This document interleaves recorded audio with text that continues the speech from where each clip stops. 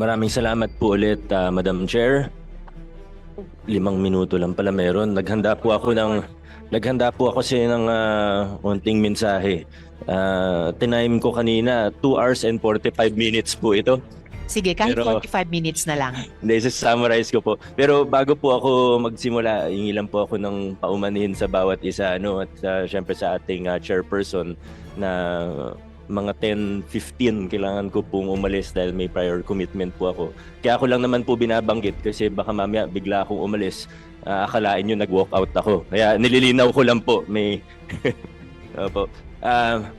Again, maraming salamat po at napag-uusapan na itong anti-political dynasty law.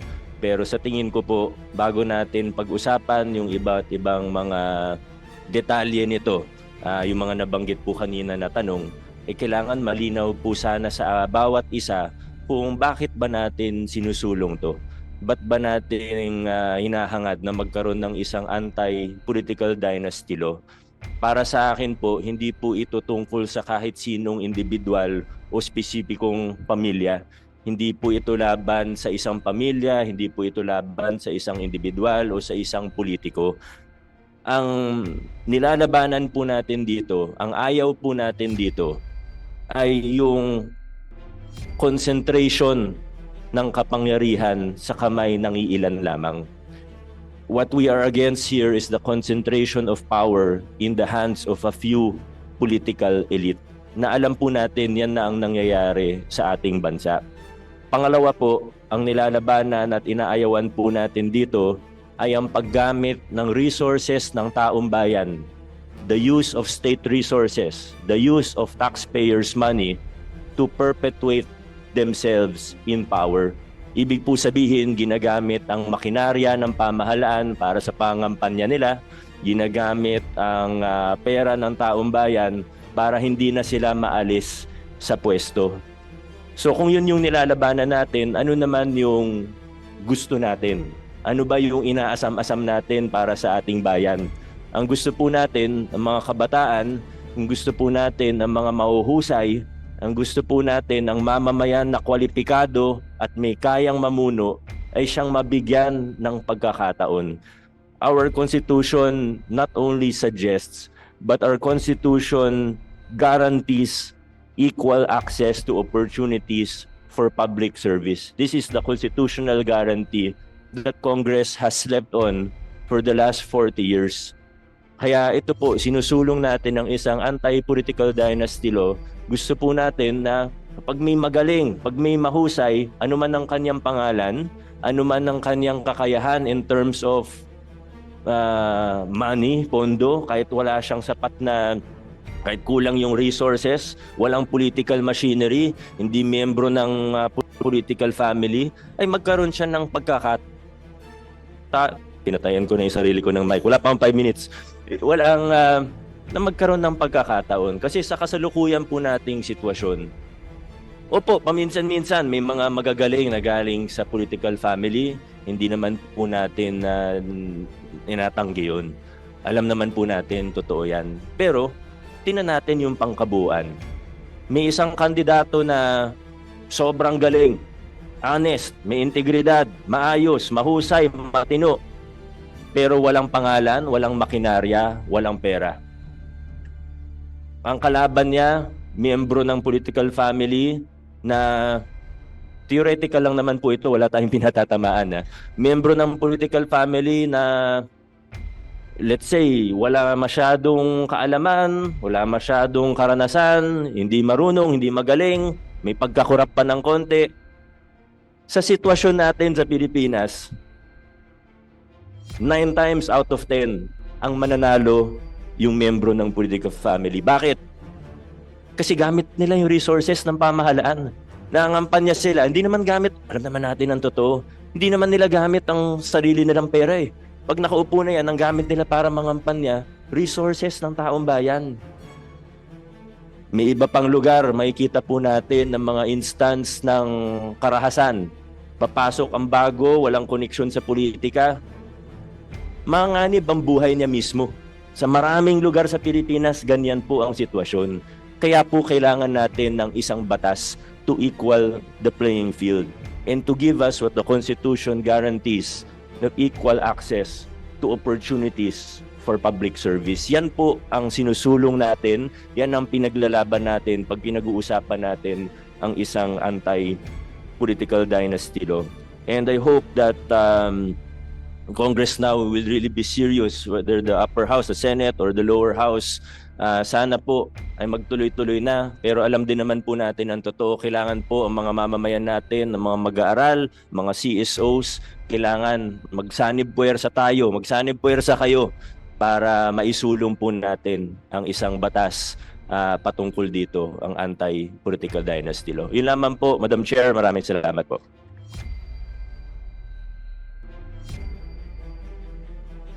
Maraming salamat din po, Mayor Vico. Ngayon naman po mga kasama, pakinggan natin mula sa Anti-Dynasty Network, ang co-convener niya, Kiko D. Magandang umaga po, Madam Chair. Magandang umaga po, Mayor Vico, na kasama ko rin po sa Anti-Dynasty Network, at magandang umaga po sa ating lahat.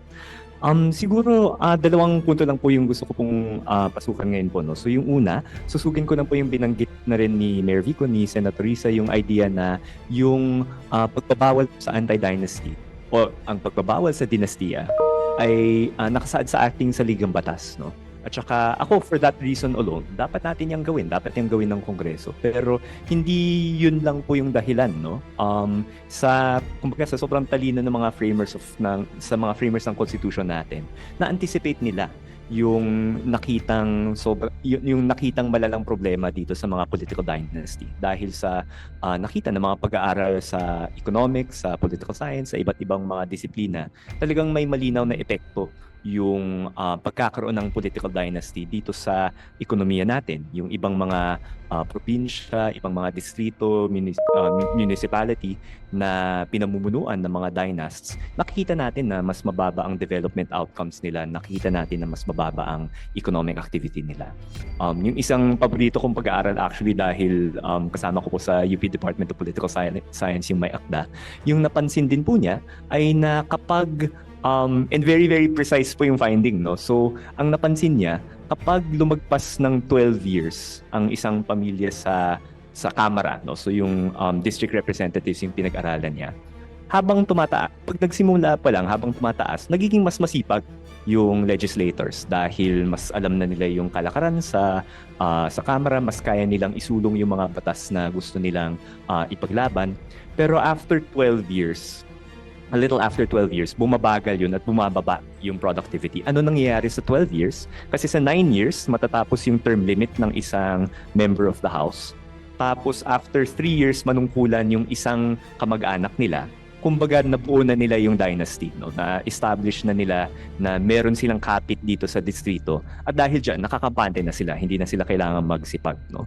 So, I think for these reasons, both kasi nakikita natin yung economic outcome tsaka yung political effects ng pagkakaroon ng dynasty na masyadong nakakampante yung mga leaders natin. May sense talaga na magkaroon ng political dynasty law. Para sa mga high school students po pala, sa mga nag-aaral ng algebra ngayon na kino-question niyo po kung bakit pinag-aaral niyo yung parabola na gano'n. Yun yung application nito. Parabola yung nakita natin na trend. Kaya very seryosohin niyo po pati yung math, hindi lang yung soksay. Pero siguro po, ang second point ko na lang po ay susugin po yung tatlong tanong ni Madam Chair tungkol sa ano dapat yung extent ng anti-political dynasty law. No? So una sa degree, para sa akin po at para sa Anti-Dynasty Network and para sa marami pong ibang nag-advocate sa mga konsultasyon po natin, dapat umabot po ito dito sa 4th degree of consanguinity. So again, hanggang pinsang buo yung ban dapat, no? At nung pinag-usapan namin kanina, ang reflection ko po dito, meron din naman ako ng isang political family, at least at political families. Ang nakikita natin kasi, mas konti na yung magiging anak ng mga political families, kung papansin nyo, kumpara sa nakaraang generation, sa generation ko na millennial at sa Gen Z, mas konti kaming mga anak, no? At dahil dyan, nagiging mas malapit kami sa mga pinsan namin, di ba? Parang every Sunday, nagkikita kami. And ako, chine-cherish ko talaga yung mga experiences na yun. Pero ang reflection ko rin doon, yung turing ko sa pinsan ko, katumbas ng turing ng isang politiko sa kanyang kapatid nung previous generations po. So I think yung ganung closeness, bagamat maganda siya, no? Mabuti talaga na meron tayong pamilya na malapit sa isa't isa. Yung kinatatakutan natin na iisang pamilya lang o iisang angkan lang yung may hawak sa kapangyarihan sa isang distrito, sa isang probinsya, kumbaga, kailangan na yung fourth degree. Kung hindi siya kinailangan dati, ngayon at sa mga darating na taon, feeling ko mas kailangan yun kasi mas tight-knit yung mga pamilya ngayon, no? So una yung sa fourth degree. Pangalawa po yung sa successive or simultaneous. Yung successive medyo napag-usapan ko na nga po na kung tuloy-tuloy po yung kapit ng isang pamilya dito sa isang distrito o sa isang office, sa pagka-mayor, sa pagka-gobernador, parang nagiging kampante po yung mga politiko natin. Mas hindi sila mag-e-effort para sa taong bayan dahil sigurado na sila na hindi sila matatalo sa isang eleksyon, no? So tingin ko mahalagang aspeto yung ipagbawal yung sunod-sunod. Yung sabay-sabay naman, nabanggit na ng mga kasama ko sa Anti-Dynasty Network dati, sina Attorney Mikey, si Doc Melay Abaw, na nakikita natin ngayon yung masamang epekto ng sunod-sunod ng paghawat ng kapangyarihan, no? Yung kasi ang nakikita natin yung ang possibility kasi ay meron kang mayor na galing sa isang pamilya, yung kongresista ipagtatanggol niya yung kapatid niya o yung kamag-anak niyang mayor kapag kino-question yung budget nito sa kongreso. At sinabi na nga ni Attorney Mikey na you cannot effectively audit your family members, no? So I think madaling i-imagine po ng mga tao na yung malalang korupsyon na nararanasan natin ngayon sa flood control, malinaw yung connection nito dito sa issue ng Nepo baby, sa pagkakaroon ng mga kamag-anak na sila yung dapat nag-check sa isa't isa pero pinapabayaan yung isa't isa dahil magkamag-anak na sila, no? So I hope na umabot din dito hindi lang sa sunod-sunod kundi sa sabay-sabay din. And siguro yung last point, yung sa overlapping constituency, related po ito sa issues ng pagkakaroon ng mga magkakamag-anak in office ng sabay-sabay. Kasi yung pinaka, and I think mas mapag-usapan ito ng mga kasama ko po ngayon. Pero yung idea na may iisang pamilya lang yung may hawak ng governor's office, mayor's office, congressman's office sa isang lugar, sa isang legislative district. Parang kung isa kang mamamayan na hindi ka sang-ayon dito sa ginagawa ng angkan na ito sa politika, mas kumukonti yung pwede mong puntahan for an alternative, no? So ang gusto nating makita yun diverse views dito sa ating mga distrito, dito sa ating mga probinsya, dito sa ating mga lungsod. And therefore I think mahalagang ituring na at least yung sa kongresista, para sa amin maganda kung hindi ipagbabawal yung sabay na senador at district representative o senador at party list representative na magkakamag-anak, at the level of the party list mahalaga sa amin yun na dahil talagang para sa mas hindi nadidinig na boses sa ating lipunan yung party list, talagang hindi maganda na natodominate na ito ng political dynasty. Pero sa usapin ng district representatives, bagamat okay naman kung ipagbabawal natin yung senador at district representative na magkasabay, tingin namin ang priority talaga ay dapat ipagbawal na sabay yung kongresista at yung gobernador or kongresista at mayor na sabay-sabay, dahil yung kongresista din yung parang magkikilati sa budget ng mayor, parang hindi tama yun, no? So siguro po in terms of degree, mahalaga po sa atin yung fourth degree dahil at least ako sa lived experiences ko, malapit ako sa mga pinsang buo ko. Mahalaga yung ipagbawal yung successive o yung sunod-sunod dahil nga nagiging mas kampante yung leaders natin kapag feeling nila wala silang malakas na kalaban sa halalan. Dapat ipagbawal yung sabay-sabay dahil hindi effective yung check kung kapamilya mo yung congressman, yung mayor, yung governor. Hindi epektibo yung check and balance sa ganung sitwasyon. At related dyan, mahalaga na i-define natin yung overlapping constituencies in a broad way. Dapat hindi porke ibang posisyon yung House of Representatives, ibang posisyon yung governor or mayor, ay walang kinalaman sa isa't isa yung mga posisyon na ito. At nakababahala sa check and balances again kung isang angkan lang yung may hawak nito. Maraming salamat. Maraming salamat din, Kiko. Maraming salamat po ulit, Madam Chair.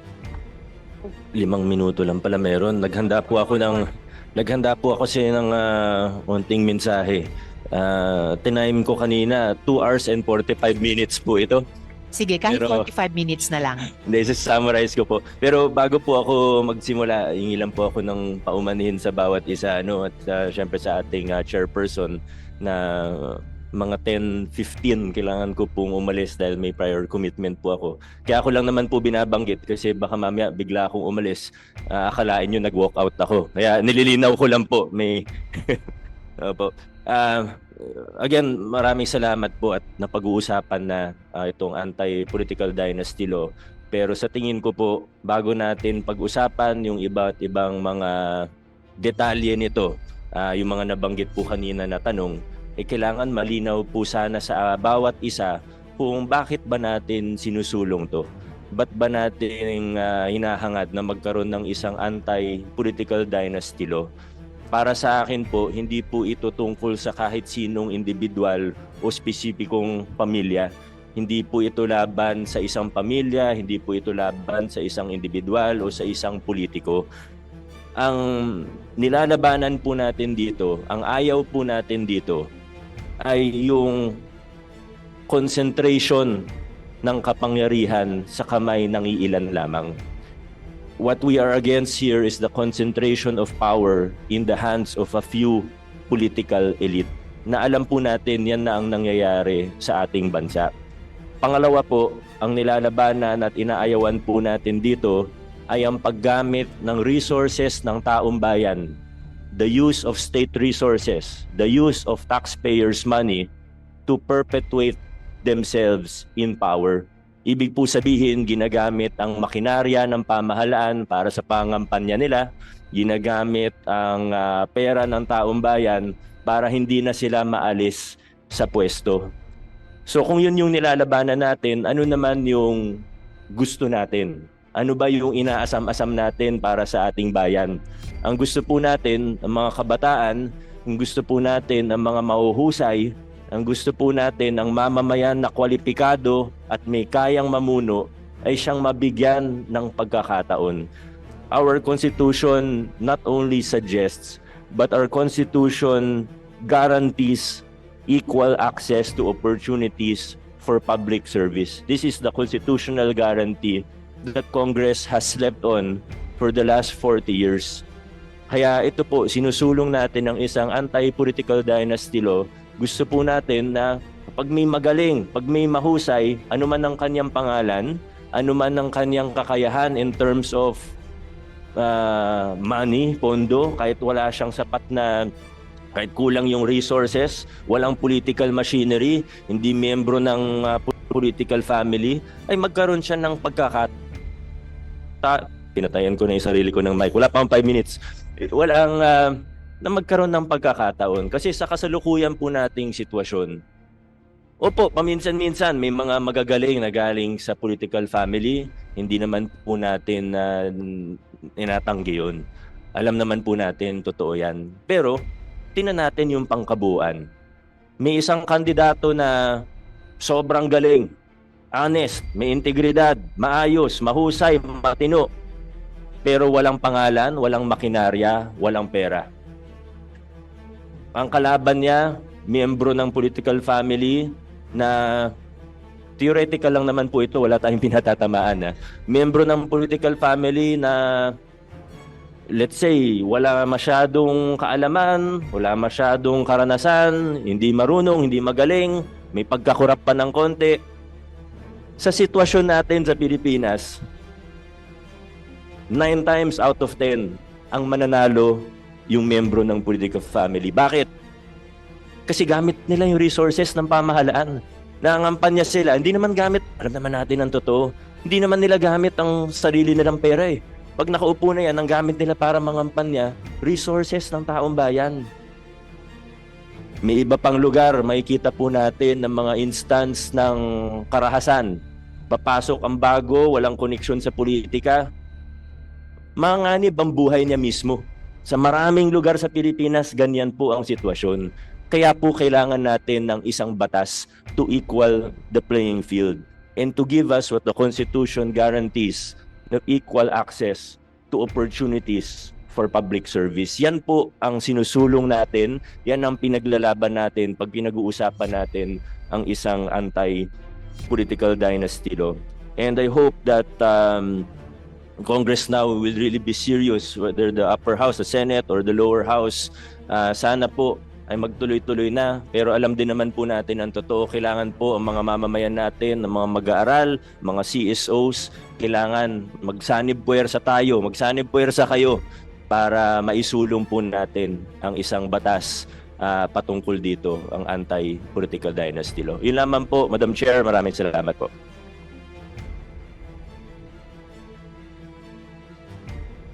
Maraming salamat din po, Mayor Vico. Ngayon naman po mga kasama, pakinggan natin mula sa Anti-Dynasty Network, ang co-convener niya, Kiko D. Magandang umaga po, Madam Chair. Magandang umaga po, Mayor Vico, na kasama ko rin po sa Anti-Dynasty Network, at magandang umaga po sa ating lahat. Siguro dalawang punto lang po yung gusto ko pong pasukan ngayon po, no. So yung una, susugin ko lang po yung binanggit na rin ni Mayor Vico, ni Senator Risa, yung idea na yung pagbabawal sa anti-dynasty o ang pagbabawal sa dinastiya ay nakasaad sa ating saligang batas, no. At saka ako, for that reason alone, dapat natin yung gawin. Dapat yung gawin ng Kongreso. Pero hindi yun lang po yung dahilan, no? Kumbaga sa sobrang talino ng mga framers sa mga framers ng Constitution natin, na-anticipate nila yung yung nakitang malalang problema dito sa mga political dynasty dahil sa nakita ng mga pag-aaral sa economics, sa political science, sa iba't ibang mga disiplina. Talagang may malinaw na epekto yung pagkakaroon ng political dynasty dito sa ekonomiya natin. Yung ibang mga probinsya, ibang mga distrito, municipality na pinamumunuan ng mga dynasts, nakikita natin na mas mababa ang development outcomes nila, nakikita natin na mas mababa ang economic activity nila.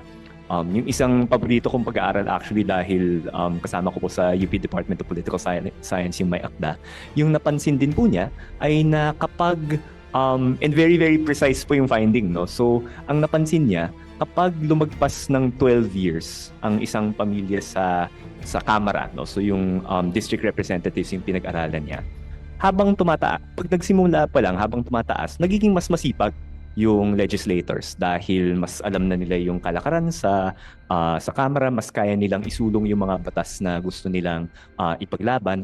Pero after 12 years, a little after 12 years, bumabagal yun at bumababa yung productivity. Ano nangyayari sa 12 years? Kasi sa 9 years, matatapos yung term limit ng isang member of the House.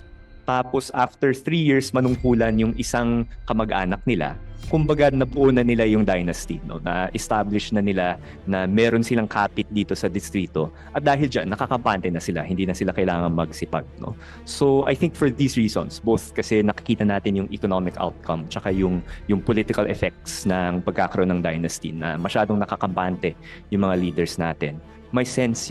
May sense talaga na magkaroon ng political dynasty law. Para sa mga high school students po pala, sa mga nag-aaral ng algebra ngayon na kino-question niyo po kung bakit pinag-aaral niyo yung parabola na gano'n.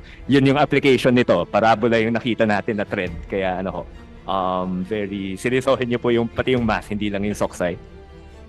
Pero siguro po, ang second point ko na lang po ay susugin po yung tatlong tanong ni Madam Chair tungkol sa ano dapat yung extent ng anti-political dynasty law. No? So una sa degree, para sa akin po at para sa Anti-Dynasty Network and para sa marami pong ibang nag-advocate sa mga konsultasyon po natin, dapat umabot po ito dito sa 4th degree of consanguinity. So again, hanggang pinsang buo yung ban dapat, no. At yung nung pinag-usapan namin kanina, ang reflection ko po dito member din naman ako ng isang political family, at least at political families, ang nakikita natin kasi mas konti na yung magiging anak ng mga political families kung papansin nyo kumpara sa nakaraang generation. Sa generation ko na millennial at sa Gen Z, mas konti kaming mga anak, no. At dahil dyan, nagiging mas malapit kami sa mga pinsan namin, di ba? Parang every Sunday nagkikita kami, and ako, chine-cherish ko talaga yung mga experiences na yun. Pero ang reflection ko rin doon, yung turing ko sa pinsan ko, katumbas ng turing ng ng isang politiko sa kanyang kapatid nung previous generations po. So I think yung ganung closeness, bagamat maganda siya, no? Mabuti talaga na meron tayong pamilya na malapit sa isa't isa. Yung kinatatakutan natin na iisang pamilya lang o iisang angkan lang yung may hawak sa kapangyarihan sa isang distrito, sa isang probinsya, kumbaga, kailangan na yung fourth degree. Kung hindi siya kinailangan dati, ngayon at sa mga darating na taon, feeling ko mas kailangan yun kasi mas tight-knit yung mga pamilya ngayon, no? So una yung sa fourth degree. Pangalawa po yung sa successive or simultaneous. Yung successive medyo napag-usapan ko na nga po na kung tuloy-tuloy po yung kapit ng isang pamilya dito sa isang distrito o sa isang office, sa pagka-mayor, sa pagka-gobernador, parang nagiging kampante po yung mga politiko natin. Mas hindi sila mag-e-effort para sa taong bayan dahil sigurado na sila na hindi sila matatalo sa isang eleksyon, no? So tingin ko mahalagang aspeto yung ipagbawal yung sunod-sunod. Yung sabay-sabay naman, nabanggit na ng mga kasama ko sa Anti-Dynasty Network dati, sina Attorney Mikey, si Doc Melay Abaw, na nakikita natin ngayon yung masamang epekto ng sunod-sunod ng paghawat ng kapangyarihan, no? Yung kasi ang nakikita natin yung ang possibility kasi ay meron kang mayor na galing sa isang pamilya, yung kongresista ipagtatanggol niya yung kapatid niya o yung kamag-anak niyang mayor kapag kino-question yung budget nito sa kongreso. At sinabi na nga ni Attorney Mikey na you cannot effectively audit your family members, no? So I think madaling i-imagine po ng mga tao na yung malalang korupsyon na nararanasan natin ngayon sa flood control, malinaw yung connection nito dito sa issue ng Nepo baby, sa pagkakaroon ng mga kamag-anak na sila yung dapat nag-check sa isa't isa pero pinapabayaan yung isa't isa dahil magkakamag-anak nga sila, no? So I hope na umabot din dito hindi lang sa sunod-sunod kundi sa sabay-sabay din. And siguro yung last point, yung sa overlapping constituency, related po ito sa issues ng pagkakaroon ng mga magkakamag-anak in office ng sabay-sabay. Kasi yung pinaka, and I think mas mapag-usapan ito ng mga kasama ko po ngayon. Pero yung idea na may iisang pamilya lang yung may hawak ng governor's office, mayor's office, congressman's office sa isang lugar, sa isang legislative district. Parang kung isa kang mamamayan na hindi ka sang-ayon dito sa ginagawa ng angkan na ito sa politika, mas kumukonti yung pwede mong puntahan for an alternative, no? So ang gusto nating makita yung diverse views dito sa ating mga distrito, dito sa ating mga probinsya, dito sa ating mga lungsod. And therefore I think mahalagang ituring na at least yung sa kongresista, para sa amin maganda kung hindi ipagbabawal yung sabay na senador at district representative o senador at party list representative na magkakamag-anak, at the level of the party list mahalaga sa amin yun na dahil talagang para sa mas hindi nadidinig na boses sa ating lipunan yung party list, talagang hindi maganda na nado-dominate na ito ng political dynasty. Pero sa usapin ng district representatives, bagamat okay naman kung ipagbabawal natin yung senador at district representative na magkasabay, tingin namin ang priority talaga ay dapat ipagbawal na sabay yung kongresista at yung gobernador or kongresista at mayor na sabay-sabay, dahil yung kongresista din yung parang magkikilati sa budget ng mayor, parang hindi tama yun, no? So siguro po in terms of degree, mahalaga po sa atin yung fourth degree dahil at least ako sa lived experiences ko, malapit ako sa mga pinsang buo ko. Mahalaga yung ipagbawal yung successive o yung sunod-sunod dahil nga nagiging mas kampante yung leaders natin kapag feeling nila wala silang malakas na kalaban sa halalan. Dapat ipagbawal yung sabay-sabay dahil hindi effective yung check kung kapamilya mo yung congressman, yung mayor, yung governor. Hindi epektibo yung check and balance sa ganung sitwasyon. At related dyan, mahalaga na i-define natin yung overlapping constituencies in a broad way Dapat hindi porke ibang posisyon yung House of Representatives, ibang posisyon yung governor or mayor, ay walang kinalaman sa isa't isa yung mga posisyon na ito. At nakababahala sa check and balances again kung isang angkan lang yung may hawak nito. Maraming salamat po. Maraming salamat din, Kiko.